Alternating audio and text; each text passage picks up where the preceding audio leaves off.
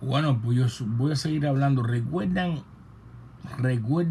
el tiempo en que mandaban a las pobres mujeres para la agricultura porque se querían ir del país? Yo quisiera que alguien saliera aquí y me dijera que no es verdad. Óigame, eso era planeado por el comité de la cuadra y los asesores de los otros comités que estaban alrededor. Fíjense bien si eso fue cruel, que al poco tiempo lo tuvieron que eliminar. Y no fue muy al poco tiempo. Igual que los de la UMAC, aquellos que no eran afecto a la revolución, que creían que no eran afecto, y eso era también patrocinado por el comité. Conozco de alguien que le hicieron una carta, una persona muy reciente a su familia, y tuvo que irse para la UMAC. Aquellos también tuvieron que quitarlo porque se dieron cuenta a nivel internacional que aquello era terrible. Eran los tiempos en que nadie hablaba, pero había una represión increíble. Y toca la casualidad que siempre hay algo que se filtra. Una de las tres del comité principales de mi vecindario se le ocurrió o se le filtró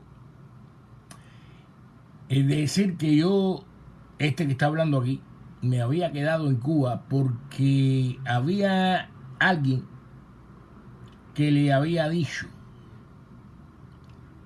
al que hacía el inventario en aquella época, que se llamaba Eusebio, recuerdo hasta el nombre de él, que esperara hasta que yo cumpliera 15 años, porque cuando aquello que cumplía 15 años se quedaba en Cuba.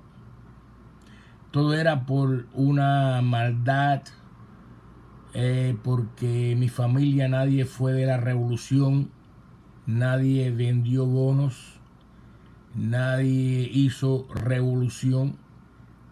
Sin embargo, todos aquellos que hicieron revolución, que después, cuando vieron lo que era el castrismo, se fueron mucho antes que nosotros.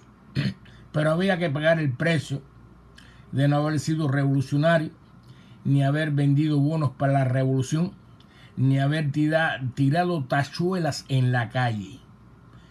Sin embargo, eso se sabía y nadie echó para adelante a nadie. Pero así fue la revolución cubana, esa que triunfó. Fusilaron muchos por haber solamente pertenecido al ejército, cuando se sabe que los guajiros por épocas y por años eran los que se alistaban al ejército cubano, porque en aquella época lo único que podían hacer era eso. Que habían malos, eso era en la policía, y algunos de ellos como los hay en todas partes. Pero fusilaron muchos pobres campesinos, muchos pobres del ejército que el ejército constitucional de Cuba eran pobres guajiros que salían de sus tierras para poder,